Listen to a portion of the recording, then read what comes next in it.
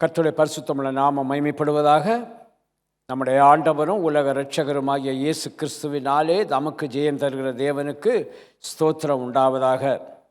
தேவ சமூகத்திலிருந்து ஜெபத்தினால் ஜெயத்தை பெற்றுக்கொள்ளும்படி வாஞ்சையோடு வந்திருக்கிற உங்கள் அனைவரையும் ஆண்டவராகிய இயேசு கிறிஸ்துவின் வல்லமையுள்ள நாமத்தினாலே நான் வாழ்த்தி வரவேற்கிறேன். கர்த்தர் உங்களை ஆசீர்வதிப்பாராக. இந்த மாத வாக்குத்தத்தமாய் தேவன் நமக்கு தந்த வாக்குத்தத்த பகுதி ரோமரின் புஸ்தகம் 12ஆம் அதிகாரம் 12வது வசனம். Romans chapter 12 verse 12. நம்பிக்கையிலே சந்தோஷமாயிருங்கள், உபத்திரவத்திலே பொறுமையாயிருங்கள், ஜெபத்திலே உறுதியாய் தரித்திருங்கள். இந்த ரெண்டு பகுதியை நாம் கழிந்த 2 வாரங்களாய் தியானித்து கொண்டிருக்கிறோம். நம்பிக்கையிலே சந்தோஷமாயிருங்கள், உபத்திரவத்திலே பொறுமையாயிருங்கள் என்பதை குறித்து நாம் தியானித்தோம். இன்றைக்கு ஒரு விசேஷித்த வேத பகுதி, ஜெபத்திலே உறுதியாய் தரித்திருங்கள். ஜெபத்திலே உறுதியாய் தரித்திருங்கள். ஜெபம், வீடுகளிலே ஜெபம் இருக்க வேண்டும், திருச்சபையிலே ஜெபம் இருக்க வேண்டும், குடும்ப ஜெபம் இருக்க வேண்டும், தனிப்பட்ட ஜெபம் இருக்க வேண்டும். இதை கர்த்தர் விரும்புகிறார். கர்த்தர் விரும்புகிறார். குடும்பத்திலே ஒருவேளை யாராவது ஒருவர் ஜெபிக்கலாம், மற்றவர்கள் அந்த ஜெபத்தை கேட்டுக்கொண்டிருக்கலாம். இல்லாவிட்டால் குடும்பமாக ஒரு நாளிலே ஒரு வேளை மட்டும் ஜெபிப்பவர்கள் காணப்படலாம். ஏனென்றால் குடும்பத்தில் இருக்கிறவங்க வேலைக்கு போகிறோம், அங்கே போகிறோம், இங்கே போகிறோன்னு சொல்லிட்டு போயிடுவாங்க. சில வீடுகளிலே ஜெபமே கிடையாது. நல்ல நேரத்தை தேவன் கொடுத்திருக்கிறார். அந்த நேரத்தை உதாசீனப்படுத்தி விட்டு ஜெபத்திற்கு நேரம் கொடுக்காமல் வீட்டில் இருக்கிறார்கள். பிரச்சனைகள் வரும்போது தேவ ஊழியர்களை தேடி செல்லுகிறார்கள். எனக்கு இந்த பிரச்சனை வந்து விட்டது, எனக்கு இந்த காரியம் நடந்து விட்டது, எனக்காக ஜெபியுங்கள், எப்படியாவது இவரிடம் சென்று இவர் ஜெபித்தால் எனக்கு ஒரு விடுதலை கிடைக்கும் என்று நம்பி செல்லுகிறார்கள். ஏனென்றால் ஜெபத்தை கேட்கக்கூடாதபடி கர்த்தருடைய செவி மந்தமாகவில்லை, கேட்டுக்கொண்டுதான் இருக்கிறது. கர்த்தர் இந்த சத்தத்தை கேட்க விரும்புகிறார். பிள்ளைகளுடைய சத்தத்தை தகப்பன் கேட்க விரும்புகிறார். ஆண்டவராய் இயேசு கிறிஸ்து ஜெபத்திற்கு ஒரு முன்மாதிரியாய் இருந்தார். ஜெபத்திற்கு அவர் தேவனுடைய குமாரனாய் இருக்கிறார், உண்மைதான். ஆனால் அந்த தேவனுடைய குமாரனை அறிந்து கொள்ள வேண்டும். வசனம் சொல்லுகிறது, நீங்கள் இயேசுவை அறிந்து கொள்ளுங்கள், ஒன்றான மெய் தேவனாகிய உம்மையும் நீர் அனுப்பினவராகிய இயேசு கிறிஸ்துவையும் அறிவதே. ஆண்டவரை குறித்து அறிய வேண்டும், ஆண்டவருடைய குணாதிசயங்களை அறிய வேண்டும், ஆண்டவர் எப்படி இந்த உலகத்தில் வாழ்ந்தார் என்பதை குறித்து அறிய வேண்டும், ஆண்டவர் எப்படி சுவிசேஷ ஊழியத்தை செய்தார் என்பதை குறித்து அறிய வேண்டும், ஆண்டவர் எப்படி ஜெபித்தார் என்பதை குறித்து நாம் அறிய வேண்டும், ஆண்டவர் எதற்காக இரத்தம் சிந்தினார், ஜெபிக்காதவர்களுக்காகவும் கர்த்தர் இரத்தம் சிந்தினார் அவரை மீட்டுக்கொள்ளும்படியாய். அதை அறிந்து கொள்ள வேண்டும். அதற்காக தான் சொல்லப்பட்டிருக்கிறது, நீர் அனுப்பினவராகிய இயேசு கிறிஸ்துவையும் அறிவதே தான் நித்திய ஜீவன் என்னை அங்கே கொண்டு போகும். இன்றைக்கு மிகவும் முக்கியமான ஒரு சப்ஜெக்டில் நம்ம வந்திருக்கிறோம். ஜெபத்திலே உறுதியாய் தரித்திருங்கள்.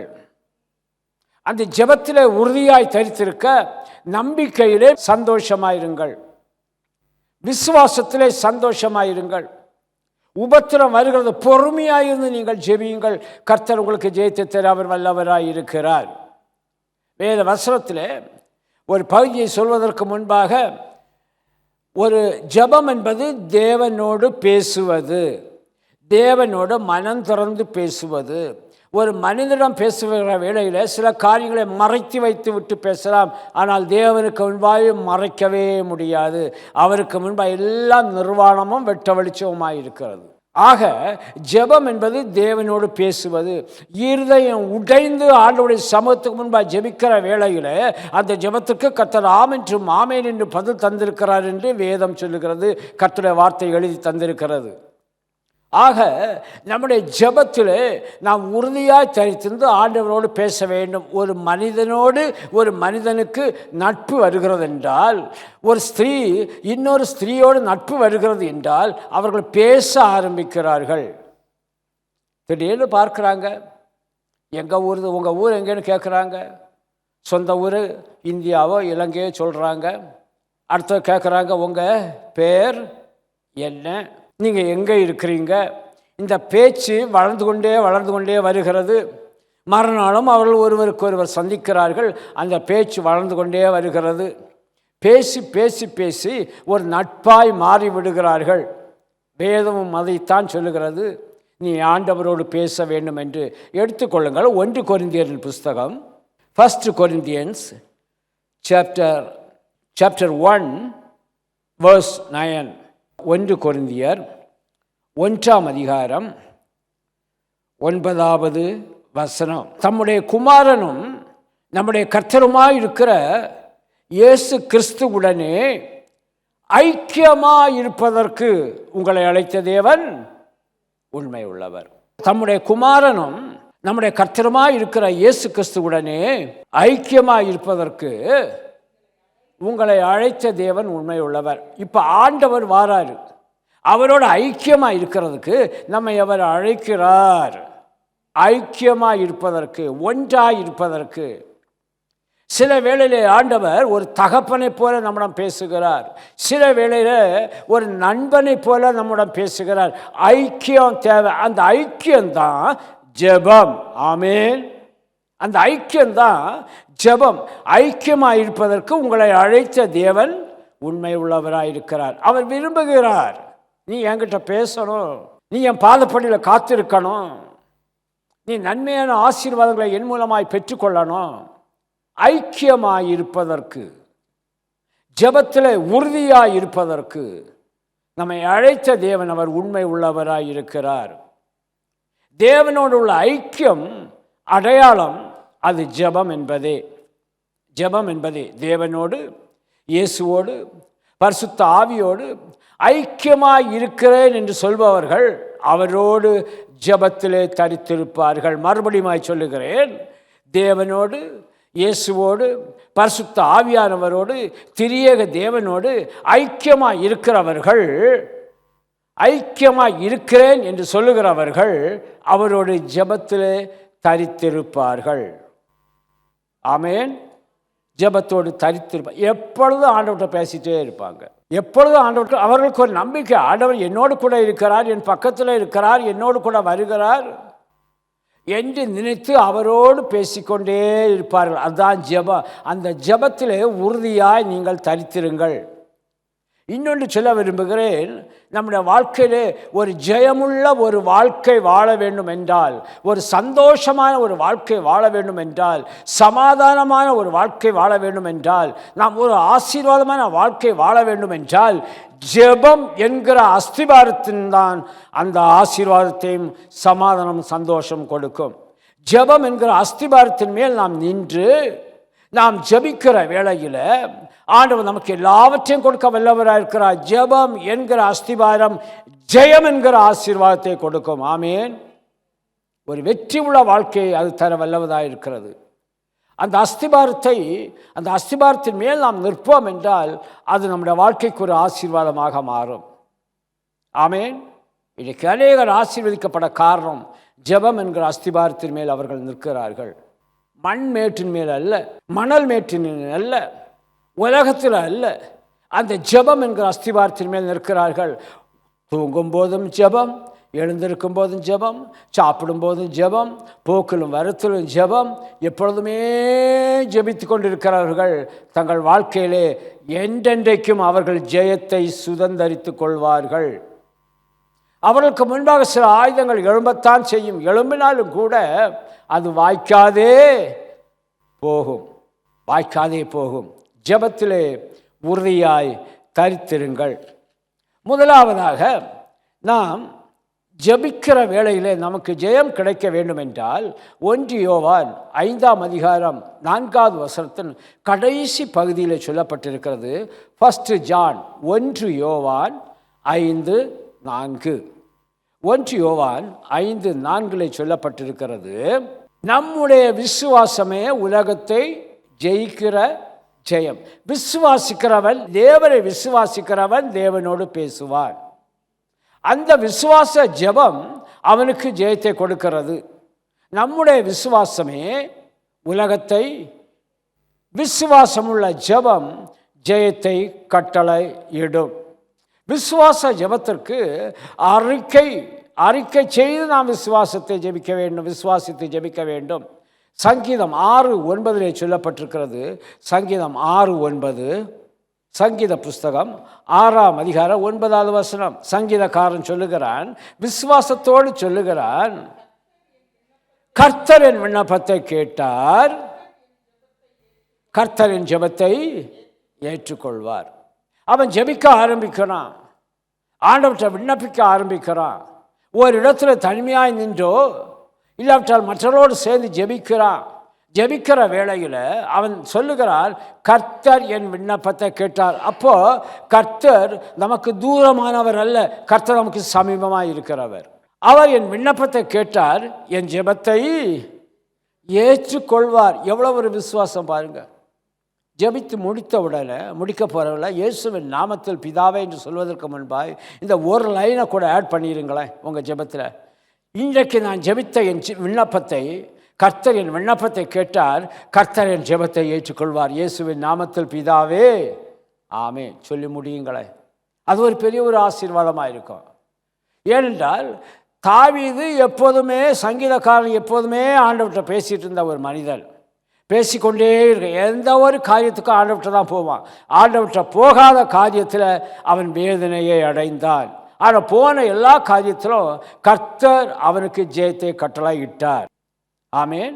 மார்க் 11:24 எடுத்து வைத்துக் கொள்ளுங்கள். Mark 11:24, mark chapter 11 verse 24. ஜெபத்திலே உறுதியாய் தரித்திருங்கள். இது ஒரு விசுவாச அறிக்கை. இது ஆதலால் நீங்கள் ஜெபம் பண்ணும்போது எவைகளை கேட்டுக்கொள்வீர்களோ அவைகளை பெற்றுக்கொள்வோம் என்று விசுவாசியுங்கள். ஆமேன். நீங்கள் விசுவாசிங்க, முதல்ல விசுவாசிங்க. இப்போ நான் ஜெபிக்க போகிறேன், இந்த காரியத்தை கர்த்தர் எனக்கு வாய்க்க பண்ண போகிறார். என் தேவனால் கூடாத காரியம் ஒன்றுமில்லை. அவர் சொல்ல ஆகும், அவர் கட்டளை இடும். நீங்கள் ஜெபம் பண்ணும்போது எவைகளை கேட்டுக்கொள்வீர்களோ அவைகளை பெற்றுக்கொள்வோம். இதுவரைக்கும் இல்லாதவைகளை இருக்கிறவைகள் போல் அழைத்து கொடுக்கிற தேவன் தான் நம்முடைய தேவன். ஆமேன். இல்லாதவைகளை என்கிட்ட இல்லாது, இப்போ நான் அதுக்கு ஜெபிக்க போகிறேன், ஜெபித்து நான் கேட்க போகிறேன். இருக்கிறவைகளை போல கொடுக்கிற தேவன், அவருடைய கருத்தில் அவைகளை பெற்றுக்கொள்வோம் என்று விசுவாசியுங்கள். அப்பொழுது அவைகள் உங்களுக்கு உண்டாகும் என்று இயேசுவே சொல்லி இருக்கிறார். அப்பொழுது அவைகள் உங்களுக்கு உண்டாக, இன்னைக்கு சொல்லுகிறேன், அவைகள் உங்களுக்கு உண்டாக கடவது இயேசுவின் நாமத்தினால. கர்த்தர் கொடுத்து விட்டார். ஆமேன். கர்த்தர் கொடுத்து விட்டார். இப்படியெல்லாம் நாம் ஜெபிப்பதற்கு வசனங்களை, வார்த்தைகளை, விசுவாச வார்த்தைகளை கொடுத்த ஆண்டவர், அவர் ஜெபித்தாரா? அவர் ஜெபித்தார். அவர் பிதாவுடைய குமாரன் தானே. பிதாவின் சித்தத்தை செய்யும்படியாத்தானே அவர் குமாரனாக வெளிப்பட்டார். பாவிகளை ரட்சிக்கத்தானே ஆண்டவர் வெளிப்பட்டார். ஏன் அவர் ஜெபிக்க வேண்டும்? அவர் ஜெபிக்க வேண்டிய அவசியம் கிடையாது. பிதா இதை செய்யென்றால் அவர் செய்ய வேண்டியதுதான். ஏன் ஜெபித்து தான் செய்யணுமா? அவர் நமக்கு ஒரு முன்மாதிரியாய், ஒரு வழிகாட்டியாய், நல்ல ஒரு பாதையில் அவர் நடத்த விரும்பினபடியினால் ஆண்டவராய் இயேசு கிறிஸ்துவும் ஜெபிக்க ஆரம்பிக்கிறார். அவர் ஜெபித்தார். வேதத்தில் அநேக இடத்துல சொல்லப்பட்டிருக்கிறது. ஒரு 3-4 குறிப்புகளை மட்டும் நான் உங்களுக்கு முன்பாக வைத்து உங்களுக்காய் ஜெபிக்க நான் விரும்புகிறேன். லூக்கா 3:21-22. ஜனங்கள் எல்லாரும் ஞானஸ்நானம் பெற்ற போது இயேசுவும் ஞானஸ்நானம் பெற்று ஜெபம் பண்ணுகையில் வானம் திறக்கப்பட்டது. ஜனங்கள் எல்லாரும் ஞானஸ்நானம் பெற்று, அது பிறகு என்ன பண்ணார்? இயேசுவும் ஞானஸ்நானம் பெற்றார். நன்றாக கவனியுங்கள் இந்த வேத பகுதியை. இயேசுவும் ஞானஸ்நானம் பெற்று ஜெபம் பண்ணுகையில் அந்த வானம் திறக்கப்பட்டது. அப்படி என்றால் இந்த ஜெபம் பண்ணுவதற்கு முன்பாக இந்த வானம், ஜெபம் பண்ணுவதற்கு முன்பாக அந்த வானம் அடைக்கப்பட்டிருந்தது. அடைக்கப்பட்டிருந்தது. கர்த்தருடைய ஜெபத்தை நன்றாய் கவனித்து பாருங்கள். எல்லாரும் ஞானஸ்நானம் பெற்றாங்க, ஆண்டவரும் ஞானஸ்நானம் பெற்றார். ஆண்டவர் ஞானஸ்நானம் பெற்று இப்போ ஜெபிக்க வந்திருக்கிறார்.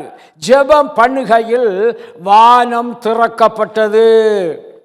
அர்த்தம் என்ன? ஒவ்வொரு நாளும் ஆண்டவருடைய சமூகத்துக்கு முன்பாக நின்று நீங்கள் ஜெபித்தீங்கன்னா அழைக்கப்பட்ட அத்தனையும் கர்த்தர் உங்களுக்காய் திறந்தரல வல்லவராய் இருக்கிறார். வசனத்தை வைத்து ஜெபிங்க. இயேசுவே, நீர் ஜெபித்த வேளையில் வானம் திறந்ததல்லவா? நானும் இப்பொழுது உங்களுடைய பிள்ளையாய் வந்து ஜெபிக்கிறேன் ஆண்டவரே. உங்களுடைய குமாரனாய் குமாரத்தியாய் வந்து ஜெபிக்கிறேன் கர்த்தாவே. எனக்கு அடைக்கப்பட்ட வாசலை, எனக்கு அடைக்கப்பட்ட காரியங்களை நீ திறந்து தாரும் ஆண்டவரே. வானம் திறக்கப்பட்டது என்றால் இந்த அற்ப காரியத்தை திறந்து தர உம்மால் கூடும் ஆண்டவரே. அவர் ஜெபித்தார், வானம் திறக்கப்பட்டது. நானும் ஜெபித்தேன் என்றால் எனக்கும் திறக்கப்பட வேண்டிய காரியங்களை என் இயேசு திறந்து அருளுவார். நான் அதை பார்ப்பேன். திறக்கப்பட்டது, திறக்கப்பட்டது. அதோட நிற்கல. ஜெபிக்க ஜெபிக்க ஜெபிக்க ஒரு மனிதனை கர்த்தருடைய ஆவியானவர் அவனை நிரப்ப அவர் வல்லவராக இருக்கிறார். ஜெபிக்க ஜெபிக்க ஜெபிக்க வீட்டில் போய் முழங்கால் படி போட்டு ஸ்தோத்திரம் ஸ்தோத்திரம் ஸ்தோத்திரம் ஸ்தோத்திரம்னு சொல்லுங்க. பரிசுத்த ஆவியானவர் உங்கள் மேல் இறங்குவார். சொல்லிக்கொண்டே இருங்க. ஸ்தோத்திரம் ஸ்தோத்திரம் ஸ்தோத்திரம் ஸ்தோத்திரம்னு சொல்லிக்கொண்டே இருங்க. கர்த்தருடைய ஆவியானவர் முதலாவது அந்நிய பாஷையின் மூலமாய் உங்களை நிரப்ப அவர் வல்லவராயிருக்கிறார். அதன் பிறகு படிப்படியாய் நீங்கள் அந்த அந்நிய பாஷையை பேசி பேசி நீங்கள் வளர்ந்து வருகிற வேளையிலே, ஜெபிக்கிற வேளையிலே கர்த்தருடைய வரங்கள் உங்களுக்குள்ளே கிரியை செய்ய ஆரம்பிக்கும். ஹல்லேலூயா. அந்நிய பாஷையில் தான் நீங்கள் ஜெபிப்பீங்க. அந்நிய பாஷையில் ஜெபிக்கிறவன், பேசுகிறவன் தேவனோடு ரகசியம் பேசுகிறான். கவனித்துக் கொள்ளுங்க. சரி, இயேசு ஜெபம் பண்ணுகையில் வானம் திறக்கப்பட்டது. 22வது வசனத்தில் சொல்லப்பட்டிருக்கிறது, ஆண்டவருடைய ஜெபத்தை கேட்டு பரிசுத்த ஆவியானவர் அந்த வானத்தை திறந்து ரூபம் கொண்டு புறாவை போல் அவர் மேல் இறங்கினார். ஹல்லேலூயா. பரிசுத்த ஆவியானவர் மேல் இறங்கினார். பரிசுத்த ஆவியானவர் மேல் இறங்கினார். அப்பொழுது வானத்திலிருந்து ஒரு சத்தம் உண்டாகி, நீர் என்னுடைய நேசகுமாரன், உம்மில் பிரியமாயிருக்கிறேன். ஜெபிக்கிறவன் கர்த்தருக்கு பிரியமானவன். ஹல்லேலூயா. ஜெபிக்கிறவன் கர்த்தருக்கு பிரியமானவன். பிரியமானவன். உலகத்தில் நாம் மற்றவங்களுக்கு பிரியமானவன், அவங்களுக்கு இவங்களுக்கு பிரியமானவன், எங்கள் குடும்பத்துக்கு பிரியமானவன் கொஞ்ச நாளில் மறைந்து போகும், மாய்ந்து போகும். பிரியமானவன் சொல்லுகிறவர்களே உங்களை வெறுக்கக்கூடிய அளவில் உங்கள் நிலைமை ஆகிடும். ஆனால் ஆண்டவரை பார்த்து ஜெபிக்கிறவன் தேவனுக்கு பிரியமானவன், இயேசுவுக்கு பிரியமானவன். மட்டுமல்ல, நீர் என்னுடைய நேசகுமாரன். எப்பொழுதும் ஜபித்து கொண்டே இருக்கிறாங்க. ஆவியிலே நிறைந்து ஜபித்து கொண்டே இருக்கிறாங்க. அந்நிய பாஷையில் ஜபித்து கொண்டு இருக்கிறாங்க. நான் உம்மில் பிரியமாயிருக்கிறேன். என் மகனே, என் மகளே, ஜெபத்திலே உறுதியாய் நிலைத்திரு. கர்த்தர் உன்மேல் பிரியமாயிருப்பார். நீ கேட்பதெல்லாம் அவர் கொடுப்பார். நீ வாஞ்சிக்கிறதெல்லாம் அவர் கொடுப்பார். உன் வேண்டுதல்களை அவர் நிறைவேற்றுவார். உனக்காக எல்லாவற்றையும் திறந்து கொடுப்பார். ஹல்லேலூயா. எவ்வளவு ஒரு பெரிய ஆசீர்வாதம் ஜெபத்தில் பெற்றுக்கொள்கிறோம் பாருங்க. ஜெபத்தில் இந்த ஆசீர்வாதங்களை பெற்றுக்கொள்ள வேண்டும் என்றால் ஜெபத்திலே உறுதியாய் தரித்திருங்கள். ஜெபத்திலே உறுதியாய் தரித்திருங்கள். அவர் உங்கள் மேல் பிரியமாய் இருக்கிறார். ஆமென். நீ நேசகுமாரன், அவர் உங்கள் மேல் பிரியமாய் இருக்கிறார் என்று உரைத்தது. இரண்டாவதாக ஆண்டவர் ஜெபித்தார். லூக்கா எழுதின சுவிசேஷம் 5ஆம் அதிகாரம் 16-17. Look chapter 5 verse 16 and 17. இயேசுவோ வனாந்தரத்தில் தனித்து போய் ஜெபம் பண்ணி கொண்டிருக்கிறார். தனி ஜெபத்தை இங்கே காட்டுகிறது. தனி ஜெபத்தை இங்கே காட்டுகிறது. ஆண்டவரோ தனித்து போய் ஜெபம் பண்ணி கொண்டிருந்தார். ஆண்டவர் விரும்புகிறார், இன்றைக்கு நான் என் பிதாவோடு பேசணும். இப்பொழுது கர்த்தருடைய ஆவியானவர் எனக்குள்ளே வந்து விட்டார். நான் ஆவியிலே நிறந்து ஆண்டவரை துதித்து கொண்டிருக்கிறேன். ஆனால் ஆவியின் வரங்களும் பிதாவாகிய தேவன் எனக்கு தருவார் என்று விசுவாசித்து அவர் வனாந்தரத்திலே தனித்து போய் ஜெபம் பண்ணி கொண்டார். ஜெபத்தின் மூலமாய்த்தான் அந்த 3.5 ஆண்டு காலமும் ஆண்டவர் தம்முடைய ஊழியத்தை நிறைவேற்றினார். ஆமென். ஜெபத்தின் மூலமாய்தான் என் வாழ்க்கையின் அத்தனை காரியங்களை நான் பெற்றுக்கொண்டேன் என்று சாட்சியோடு கர்த்தருக்கு முன்பாக எத்தனை பேர் வந்து சொல்லுகிறோம்? எத்தனை பேர் சாட்சி சொல்வது நல்லதுதான். என் ஜெபத்தை கர்த்தர் கேட்டார், எனக்கு கர்த்தர் இறங்கினார், என்னை ஆசீர்வதித்தார். எத்தனை பேர் இந்த உலகத்தில் சாட்சி சொல்றாங்க? நினைத்து பாருங்க. பிதாவாகிய தேவனுடைய ஒரே குமாரன் நம்முடைய ஆண்டவராகிய இயேசு கிறிஸ்து இப்போ தனிமையில் ஜெபம் பண்ணும்படியாய் வனாந்தரத்துக்கு போகிறார். வனாந்தரத்தில் எதுவுமே கிடையாது, எதுவுமே கிடையாது.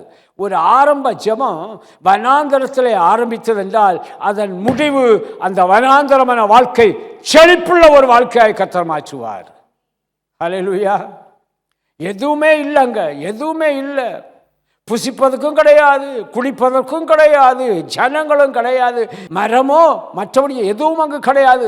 அந்த வனாந்தரத்தில் போய் இருந்து ஆண்டவர் ஜெபிக்கிறார். ஏனென்றால் இயேசு கிறிஸ்து இந்த உலகத்திலே ஒரு ரட்சிப்பின் தேவனாய் வந்தபடியினால் அநேகருக்கு அவர் ஆசீர்வாதமாக இருக்க வேண்டும் என்று விரும்பினபடியினால் வனாந்தரத்துக்கு போறாரு. போய் தனித்து போய் ஜெபம் பண்ணி கொண்டிருந்தார். 17வது வசனம் 17.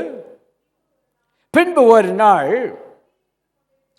எப்போ அந்த வனாந்தரத்தில் போய் ஜெபித்த பிறகு ஒரு நாள் அவர் உபதேசித்து கொண்டிருக்கிற போது கலிலேயா யூதேயா நாடுகளில் உள்ள சகல கிராமங்களிலும் எருசலேம் நகரத்திலும் இருந்து வந்த பரிசேயரும் நியாயஸ்தாத்திரிகளும் உட்கார்ந்திருந்தார்கள்.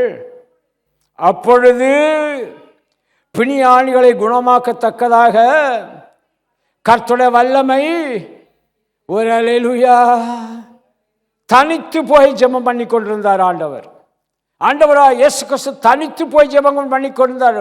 அவர் வனாந்தரத்தில் ஜெபித்துக் கொண்டிருந்தார். இப்பொழுதோ பிணியாளிகளை குணமாக்கத்தக்கதாக கர்த்தருடைய வல்லமை அவர் மேல் விளங்கிற்று, அவர் மேல் இறங்கிற்று. ஒரு ஜெபத்தை பாருங்க, ஒரே ஒரு நாள் தனித்து போய் ஜெபம் பண்ணிட்டு இருந்தாராம். அப்போ ஜெபம் பண்ணியிருப்பார், ஆண்டவரே, எத்தனையோ பிணையாளி, எத்தனையோ கஷ்டப்படுகிறவர்கள், வறுமை தரித்திரத்தில் வியாதியில் நடக்க முடியாமல் எழும முடியாமல் இருக்காங்க. அவங்க வாழ்க்கையெல்லாம் இந்த வனாந்தரமாக இல்லை, ஒரு செழிப்புள்ள ஒரு வாழ்க்கையை மாற்றும் ஆண்டவரே. ஜெபிச்சிருப்பார்ல, ஜெபிக்காமல் இருந்திருக்க மாட்டார்ல. இப்போ ஜெபித்தவரையே பிதா அனுப்புகிறார். நீ போப்பா, நீ போய் என் மகனை, நீ போய், நீ என்னுடைய நேசகுமாரன், உன்னில் பிரியமா இருக்கிறேன், நீ கேட்ட ஜெபத்திற்கு நான் பதில் தருகிறேன், நீ போ, அங்கு பிணியாளிகள் வருவார்கள், அத்தனை பேரையும் குணமாக்கும்படியாய் ஒரு வல்லமை உன்மேல் இறங்கி வரும். ஆமேன். பிணியாளிகளை குணமாக்க கர்த்தருடைய வல்லமை, பிதாவுடைய வல்லமை விளங்கிற்று. எவ்வளவு மேன்மையான ஒரு காரியம் பாருங்க. ஜெபத்தில் இந்த காரியங்களை நாம் பெற்றுக்கொள்ள முடியும். ஜெபித்தோம் என்றால் கர்த்தருடைய ஆவியானவர் நம்மேல் இறங்குகிறவர் மற்றவர்களையும் குணமாக்கத்தக்க வல்லமையை தந்து குணமளிக்கும் வரம். ஆவியானவர் கொடுக்கிற வரத்தில் ஒரு வரம், குணமாக்கக்கூடிய ஒரு வரம், போதிக்கக்கூடிய ஒரு வரம், பகுத்தறிவிக்கக்கூடிய ஒரு வரம். இதெல்லாம் திருச்சபையில் இருக்கணும். பிணியாளிகளை குணமாக்கத்தக்க வல்லமை, கர்த்தருடைய வல்லமை வழங்கிற்று. மூன்றாவதாக லூக்கா எழுதின சுவிசேஷம் 6ஆம் அதிகாரம் 12-13. அந்நாட்களிலே அவர் ஜெபம் பண்ணும்படி ஒரு மலையின் மேல் ஏறி அந்த ராக்காலம் முழுவதும் தேவனை நோக்கி ஜெபம் பண்ணி கொண்டிருந்தார்.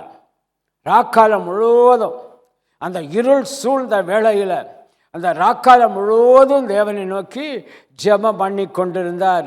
ஒருவேளை மாலையில் அவர் போயிருக்கலாம், ஏன்னா மலையின் மேல் ஏறணும் இல்லையா, பாதை தெரிகிற வரைக்கும், அது வெளிச்சம் இருக்கிறது வரைக்கும் மலையின் மேல் ஏறிவிட்டார். ஏறி மலையிலே உட்கார்ந்து கொண்டு அந்த இருள் சூழ்ந்த அந்த வேளையில் முழுவதும் தேவனை நோக்கி ஜெபம் பண்ணி கொண்டிருந்தார். என்ன ஜெபம் பண்ணியிருக்கிறார் தெரியுமா? ஆண்டவர், இந்த ஊழியத்தை செய்வதற்கு, என்னோடு இணைந்து செய்வதற்கு, என்னுடைய காலங்களுக்கு அப்புறமா இந்த ஊழியத்தை உலகம் முழுவதும் சென்று செய்வதற்கு எனக்கு ஊழியக்காரர்கள் தேவை ஆண்டவரே என்று சொல்லி ஜெபித்திருக்கிறார். அந்த ஜெபம் முடிந்து மறுநாள் காலையிலே 13வது வசனம் சொல்லுகிறது, மறுநாள் காலையிலே பொழுது விடிந்த போது அவர் தம்முடைய சீஷர்களை வரவழைத்து அவர்கள் 12 பேரை தெரிந்து கொண்டு அப்போஸ்தலர் என்று பெயரிட்டார். பாருங்க, எதுக்காக ஜெபித்திருக்கிறாரு? உலகமெங்கும் சென்று சுவிசேஷத்தை அறிவிக்க, சீஷர்கள் தேவை ஆண்டவரே, எனக்கு சீஷர்கள் வேணும் ஆண்டவரே. அப்படிதான் சொல்லியிருப்பார். சரி, நீ போய் ஜெபித்து 12 சீஷர்களை தெரிந்து கொள் என்று சொல்லி அவர்களுக்கு என்ன பேர்? அப்போஸ்தலர் என்று பெயரிட்டார். நான் எதுக்கு இந்த வேத பகுதியை நான் உங்களுக்கு வைக்கிறேன் என்றால், நாளைக்கு காலையில் நடக்க போகிறதற்கு ஒரு ஆலோசனை தேவை, ஒரு தெரிந்து கொள்ளக்கூடிய ஒரு காரியம் தேவை. இன்றைக்கு ராத்திரி ஜெபிங்க, கர்த்தர் உங்களுக்கு முன்பாக எல்லாவற்றையும் கொண்டு வந்து நிறுத்துவார். ஆமென். ஆலோசனைக்கு ஆண்டவர் பதில் கொடுக்க அவர் வல்லவராக இருக்கிறார். அவர் இயேசுவானவர் ஆலோசனை கர்த்தர் இருந்தாலும் பிதாவிடம் கேட்கிறார். ஆண்டவரே, எனக்கு சீஷர்கள் வேண்டும் ஆண்டவர் என்று கேட்கிறார். கேட்டதற்கு காலையிலே பிதா பதில் கொடுக்கிறார். 12 பேரை தெரிந்து கொண்டு நீ ஊழியத்துக்கு ஆயத்தப்படுத்து என்று. அதன் பிறகு அடுத்த வசனத்தில் சொல்லப்பட்டிருக்கிறது, யார் யாரை ஆண்டவர் தெரிந்து கொண்டார், இயேசு தெரிந்து கொண்டார் என்று. என்ன தேவையோ, என்ன ஆலோசனை தேவையோ, நாளைக்கு இந்த காரியத்துக்கு நான் போகணுமா போக வேண்டாமா, நாளைக்கு இந்த காரியத்தை எனக்கு தருவீரா தரமாட்டீரா, ஆண்டவரே இன்னைக்கு நான் முழுவதும் ஜெபிக்கிறேன், இந்த விஷயம் எனக்கு வேண்டும், இந்த காரியம் எனக்கு நடக்க வேண்டும், இந்த காரியத்தில் உடைய சித்தம் நிறைவேற வேண்டும், எனக்கு அதை நிறைவேற்றி தாரும் என்று நாம் ஜெபித்தோம் என்றால், நாம் ஜெபிக்க ஜெபிக்க கர்த்தர் அந்த ராத்திரியிலே எல்லாவற்றையும் ஆயத்தப்படுத்தி நமக்கு கொடுக்க அவர் வல்லவராக இருக்கிறார். ஆமென். இயேசுவுக்கு ஆயத்தப்படுத்தி 12 சீஷரை ஆயத்தப்படுத்தி கொடுத்த ஆண்டவர் நம்முடைய வாழ்க்கையிலும் நம்முடைய காரியங்களுக்காய் அவர் ஆயத்தப்படுத்தி கொடுக்காமல் இருப்பாரோ? அவர் நினைவு கூறுவார் அல்லவா, பிதா என்னை ஆயத்தப்படுத்தினார், ராக்காலம் முழுவதும் நான் தேவனை நோக்கி ஜெபம் பண்ணேன், ராக்காலம் முழுவதும் நான் இயேசுவை நோக்கி ஜெபம் பண்ணேன், கர்த்தர் உங்களுக்காக அந்த காரியத்தை செய்து முடிக்க அவர் வல்லவராய் இருக்கிறார். ஆமென். எவ்வளவு சந்தோஷப்பட்டிருப்பார் ஆண்டவர். காலையில் பொழுது விழுந்தாச்சு, சீஷரை அழைத்தார், எல்லாரும் வந்தாங்க. அதில் 12 பேரை அவர் தெரிந்து கொள்ளும்படியாய் அந்த ஞானத்தை கர்த்தர் அவருக்கு கொடுத்தார். கர்த்தருடைய பரிசுத்தமுள்ள நாமம் மகிமைப்படுவதாக. இன்னும் ஒன்றை சொல்லி நான் முடிக்க விரும்புகிறேன். 4ஆவதாக லூக்கா எழுதின சுவிசேஷம் 9ஆம் அதிகாரம் 18-20. Look chapter 9 verse 18 and 20. பின்பு அவர் தமது சீஷரோடு கூட தனித்து ஜெபம் பண்ணி கொண்டிருக்கையில் அவர்களை நோக்கி, ஜனங்கள் என்னை யார் என்று சொல்லுகிறாள் என்று கேட்டார். இதுவரைக்கும் தனித்து ஜெபம் பண்ணி கொண்டிருந்த ஆண்டவர் இப்போ சீஷரோடு கூட சேர்ந்து அவர் தனித்து ஜெபம் பண்ணி கொண்டிருக்கிறார். ஜெபம் பண்ணி கொண்டிருக்கிற வேளையில் அந்த சீஷரை பார்த்து கேட்கிறார், ஜனங்கள், நாம் சந்தித்து கொண்டிருக்கிறோமே ஜனங்கள், சந்திக்க போகிறோமே ஜனங்கள், இவர்கள் யாரெல்லாம் என்னை யார் என்று சொல்லுகிறார்கள் என்று கேட்டார். அப்பொழுது ஒரு பதில் வருகிறது. 20வது வசனம். அப்பொழுது இயேசு சீஷரை பார்த்து ஒரு கேட்கிறார், அவர்கள் என்னை யார் என்று சொல்லுகிறார்கள், அதற்கு முன்பாக நீங்கள் என்னை யார் என்று சொல்லுகிறீர்கள் என்று கேட்டார். நீங்க என்னை யாருன்னு சொல்றீங்க, நான் உங்க கூட இருக்கிறேனே, உங்களை தெரிந்து கொண்டு உங்களுக்கு அப்போஸ்தலர் என்கிற அந்த ஆசீர்வாதத்தை நான் கொடுத்தேனே, இப்பொழுது நீங்கள் என்னை யார் என்று சொல்லுகிறீர்கள். அதற்கு பேதுரு பிரதித்திரமாக, நீ தேவனுடைய கிறிஸ்து என்றார். ஜெபத்திலே உறுதியாய் தரித்திருக்கிற, நன்றாய் கவனியுங்கள், ஜெபத்திலே உறுதியாய் தரித்திருக்கிற உங்கள் வாழ்க்கையிலும் உங்கள் வாய் சொல்லும், இவர் தேவனுடைய கிறிஸ்து, இவர் என்னை ஆசீர்வதித்தார். அல்லேலூயா. இவர் தேவனுடைய கிறிஸ்து, இவர் என் பரம தகப்பன், இவர் என்னை ஆசீர்வதித்தார். அந்த சீஷர்கள் சொல்லுகிறார்கள், பேதுரு சொன்னதை கேட்டு நிச்சயமாய் அந்த சீஷர்கள் சொல்லியிருப்பார்கள், நீர் தேவனுடைய கிறிஸ்து என்றார். சாட்சி சொல்லுகிற வேளையில் சொல்லுகிறோம் இல்லையா, ஆண்டவர் எனக்கு இந்த அற்புதத்தை செய்தார், அவர் சர்வ வல்லமையுள்ள தேவன், அவர் சர்வ அதிகாரம் படைத்த தேவன், அவர் மேலான தேவன், ஒருவரும் செய்யக்கூடாத காரியங்களை கர்த்தர் எனக்காக செய்து முடித்தார். பேச வேண்டிய இடத்தில் அவர் போய் பேசினார், செய்ய வேண்டிய காரியங்களை அவர் செய்து முடித்தார். போக்கிலும் வருத்தல் அவனோடு பல காரியங்களை சொல்லி ஆண்டவருடைய நாமத்தை புகழ்கிற வேளையில் சொல்லுகிறோம், இவர் தேவனுடைய கிறிஸ்து. அதை நான் விசுவாசிக்கிறேன், நான் நம்புகிறேன். என் தேவன் எனக்காக யாவையும் செய்து முடித்தார். ஆமேன். முடித்தார். ஜெபிப்பதற்கு முன்பாக முடிப்பார் விசுவாசம். ஜெபித்து முடித்த பிறகு என் தேவன் எனக்காய் யாவும் செய்து முடித்தார். பிரியமானவர்களே, ஜெபத்திலே உறுதியாய் தரித்திருங்கள். ஜெபத்திலே உறுதியாய் தரித்திருங்கள். எனக்கிட்ட இருக்குதோ இல்லையோ, ஆனால் ஜெபிக்க எனக்கு கர்த்தர் அந்த கிருபையை தந்திருக்கிறார். நான் ஜெபிப்பேன். எனக்கு நேரம் கிடைக்குதோ கிடைக்கலையோ, கிடைக்கிற நேரத்தில் நான் ஜெபிப்பேன். அந்த ரங்கத்தில் ஜெபிக்கிற ஜெபத்திற்கு நீ கதவை திறந்து வெளியே வந்தால் வெளியரங்கமாக இந்த பதில் உனக்காக காத்திருக்கும். அந்த ஆசீர்வாதத்தை நீ சுதந்திரித்து கொள்ள முடியும். அந்த ரங்கத்தில் ஜெபிக்கிற ஜெபத்திற்கு நீ வெளியே போகிற வேளையிலேயே கர்த்தர் உனக்கு வெளியரங்கமாய் பதில் கொடுக்க அவர் வல்லவராய் இருக்கிறார்.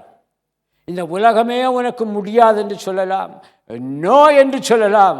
நீ சொல்லு, என் ஆண்டவர் எனக்கு எஸ் என்கிற வார்த்தையை வைத்திருக்கிறார், நான் அதை பெற்றுக்கொள்வேன். உலகம் நோ சொல்லலாம், நோ நோ நோ, கிடைக்காது கிடைக்காது, நீ இருக்கிறதுல பிரயோஜனம் இல்லை, நீ வாழ்கிறதுல பிரயோஜனம் இல்லை, உலகம் அப்படி தான் சொல்லலாம். அது உலகத்தில் வார்த்தை. என் தேவனுடைய வார்த்தை நன்மை, ஜீவனுள்ளதாலெல்லாம் நன்மையும் கிருபையும் தொடரும்படியாய் ஆசீர்வதிக்கிறவர் நம்முடைய ஆண்டவர்.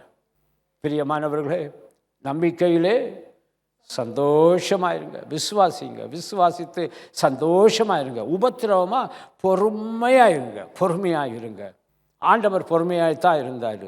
கழிந்த வாரம் சொன்னேன் இல்லையா, அத்தனை பாடுகள் மத்தியிலும் அவர் பொறுமையாக இருந்தார், தன்னை தாழ்த்தி பொறுமையாக இருந்தார்.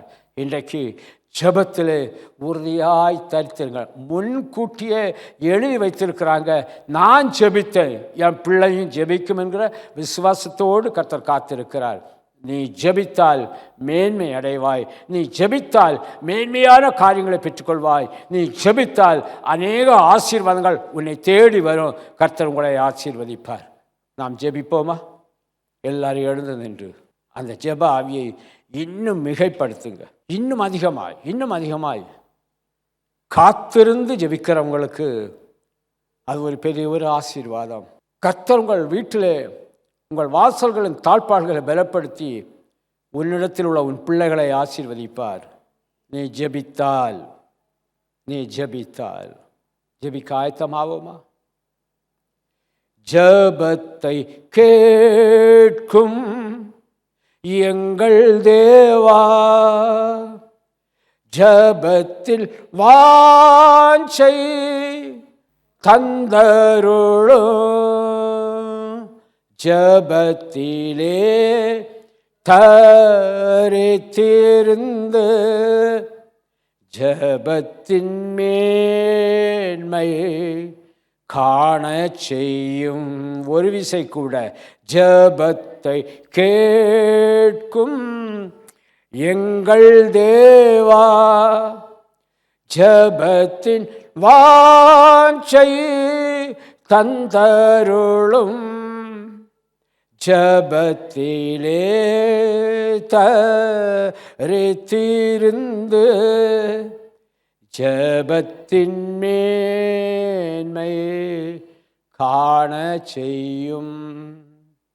ஜெபமே ஜீவன், ஜெபம் ஜெயம், ஜீவியத்திற்கு இதுவே சட்டம். ஜெபமே ஜீவன், ஜெபம் ஜெயம், ஜீவியத்திற்கு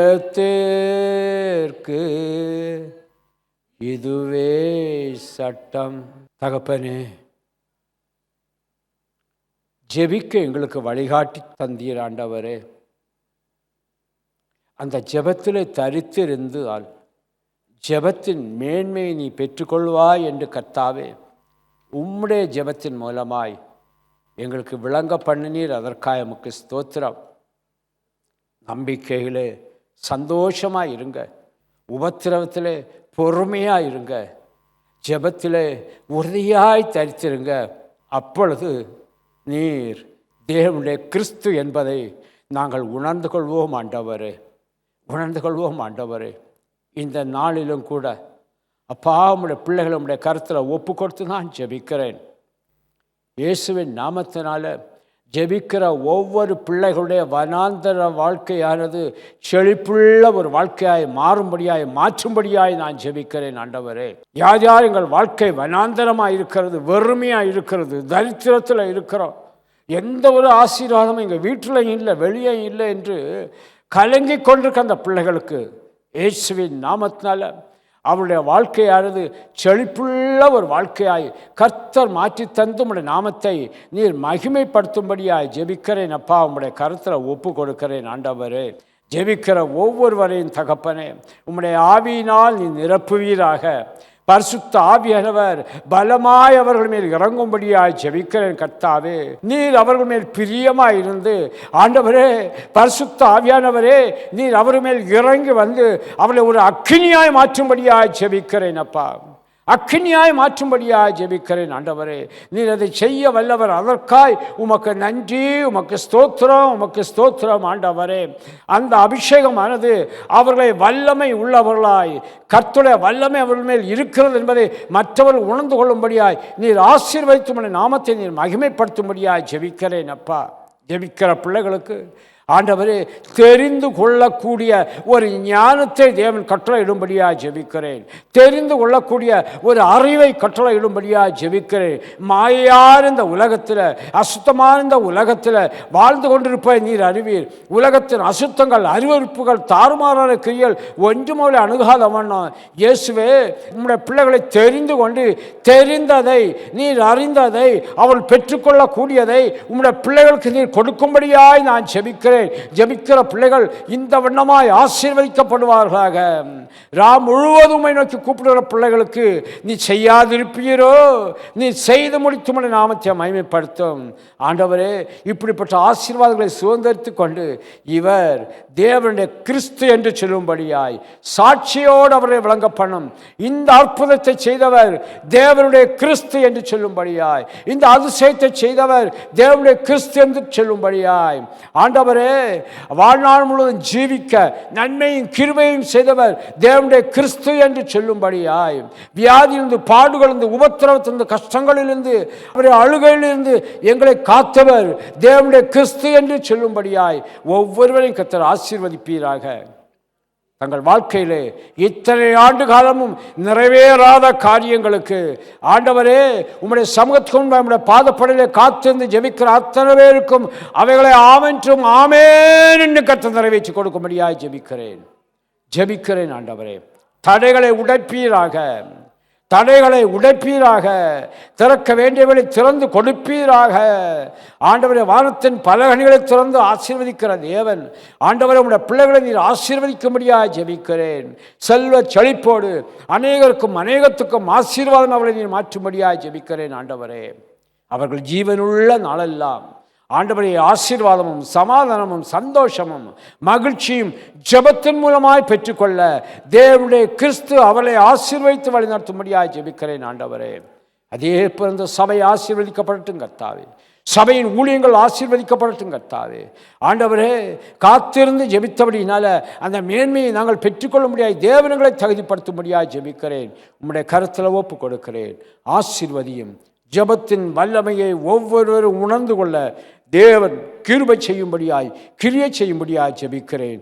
ஜெபத்திலே உறுதியாய் தரித்திருங்கள் என்று சொன்னீரே, வார்த்தையை கேட்ட நாங்கள் அப்படியே உமக்குள் ஆமென்றும் ஆமென்றும் நிறைவேற்றக்கூடிய கிருபை தேவன் தந்தரும்படியாய் ஜெபிக்கிறேன். ஆசீர்வதியும், பொறுப்படுத்திக் கொள்ளும், பெரிய காரியங்களை செய்யும். இயேசுவின் நாமத்தில் பிதாவே, ஆமேன் ஆமேன். இருதயத்தின் மீது கருத்தை வைத்து சத்தமாக சொல்லுவோமா? என் ஆத்துமாவே என் முழு உள்ளமே அவருடைய பரிசுத்த நாமத்தை ஸ்தோத்தரி. என் ஆத்துமாவே கர்த்தரை ஸ்தோத்தரி. கர்த்தர் செய்த சகல உபகாரங்களை மறவாதே. ஆமேன். நம்முடைய ஆண்டவராகிய இயேசு கிறிஸ்துவின் கிருபையும் பிதாவாகிய தேவனுடைய அன்பும் பரிசுத்தாவியுடைய ஐக்கியமும் இன்றும் இன்னும் சதா காலங்களிலும் உங்கள் அனைவரோடும் கூட இருப்பதாக. ஆமேன் ஆமேன். கர்த்தர் உங்கள் ஒவ்வொருவரையும் ஆசீர்வதிப்பாராக. ஆமேன்.